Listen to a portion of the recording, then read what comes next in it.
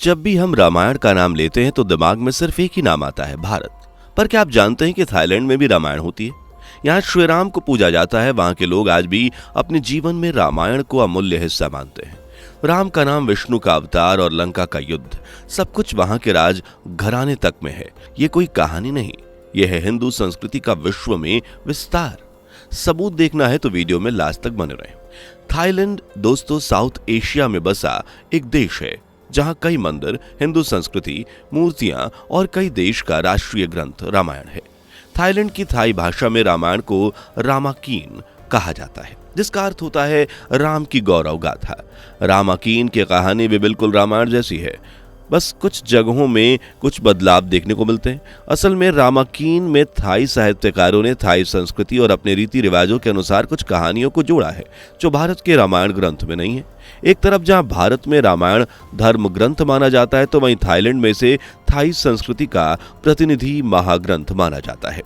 यहाँ श्री राम को राम या फ्रा राम कहा जाता है, जिन्हें नराई यानी भगवान विष्णु का अवतार बताया गया है। ठीक वैसे ही जैसे रामायण में श्री राम को नारायण का अवतार बताया गया है, इस देश की रामायण में माता सीता को सीदा, लक्ष्मण को फ्रालाक, रावण को टोत्सकान, श्रीलंका को लोंगका और जटायु को सदायु कहा गया है। और रामकीन का पाठ लिटरेचर के साथ साथ स्कूल की किताबों में भी पढ़ाया जाता है। बैंकॉक जो थाईलैंड की राजधानी है, यहाँ मौजूद ग्रैंड पैलेस में तो रामायण की लीलाओं के मोरल्स भी लिखे गए हैं, जिन्हें पढ़कर न सिर्फ रामायण को समझा जा सकता है बल्कि इस दिव्य और महान ग्रंथ में सीख भी ली जा सकती है।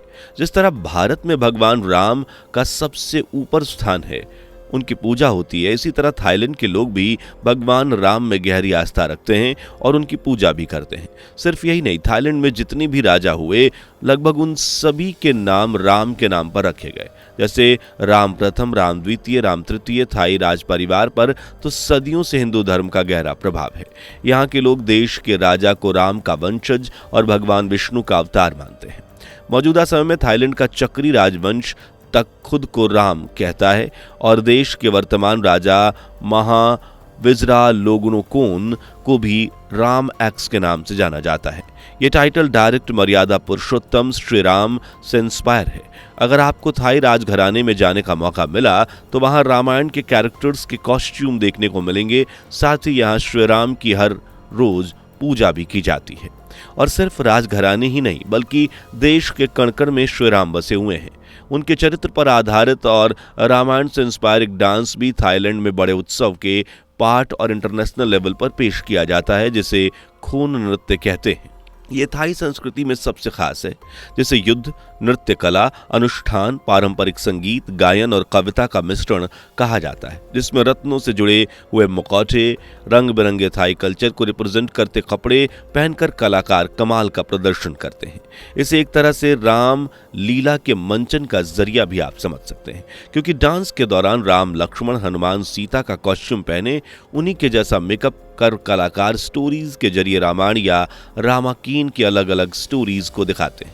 जैसे रावण द्वारा सीता हरण की कथा, हनुमान जी द्वारा लंका में आग लगाने की कथा, रावण बद्ध और रामायण से जुड़ी दूसरी कहानियों का मंचन किया जाता है।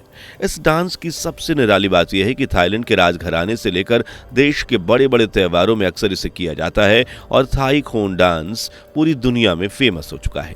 इस देश में दोस्तों भगवान हनुमान को वॉरियर या प्रोटेक्टर के रूप में मानते हैं, जिन्होंने माता सीता को रावण की कैद से भी सुरक्षा दी और लक्ष्मण जी को बचाया, साथ ही श्री राम की कदम कदम पर सहायता की। इन सभी बातों से इतना तो साफ है कि भारत से भी ज्यादा थाईलैंड ने श्री राम और रामायण को मान्यता दी है। क्या आपको भी ऐसा लगता है? कमेंट में भारत या थाईलैंड लिखकर बताएं। चलिए अब ये समझते हैं कि थाईलैंड की संस्कृति में रामायण की छाप इस कदर कैसे घुली। पर यह समझने से पहले वीडियो को लाइक, शेयर और चैनल को सब्सक्राइब और बेल आइकन को प्रेस कर लीजिए।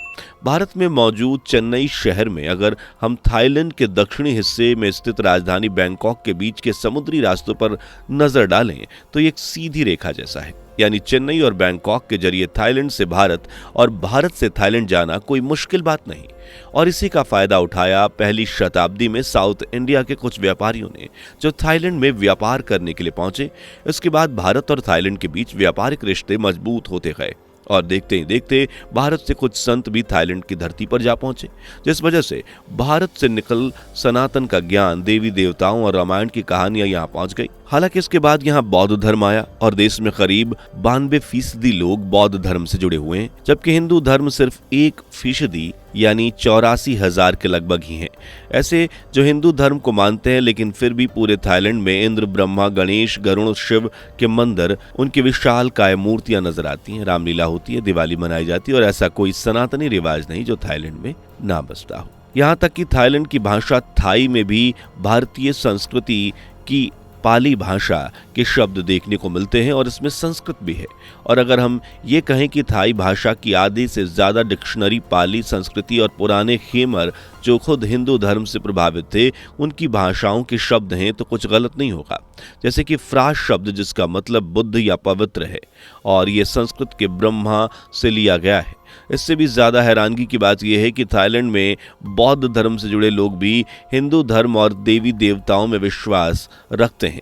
देश में आपको 2 थाई ब्राह्मण समुदाय देखने को मिल जाएंगे, जिनमें ब्रह्म लुआंग यानी रॉयल ब्राह्मण और ब्रह्म चाओ बान यानी कि लोक ब्राह्मण शामिल हैं और ये सभी हिंदू देवी देवताओं की पूजा करते हैं, जिसके लिए थाईलैंड में बड़े बड़े हिंदू मंदिरों का निर्माण भी किया गया है। जैसे देश की राजधानी बैंकॉक में स्थित वाट फ्राकाऊ मंदिर, जिसे पन्ना बुद्ध मंदिर के नाम से जाना जाता है, और यह थाईलैंड में भगवान विष्णु का सबसे प्रसिद्ध और पवित्र मंदिर है, जहां आप भगवान विष्णु के दर्शन कर सकते हैं।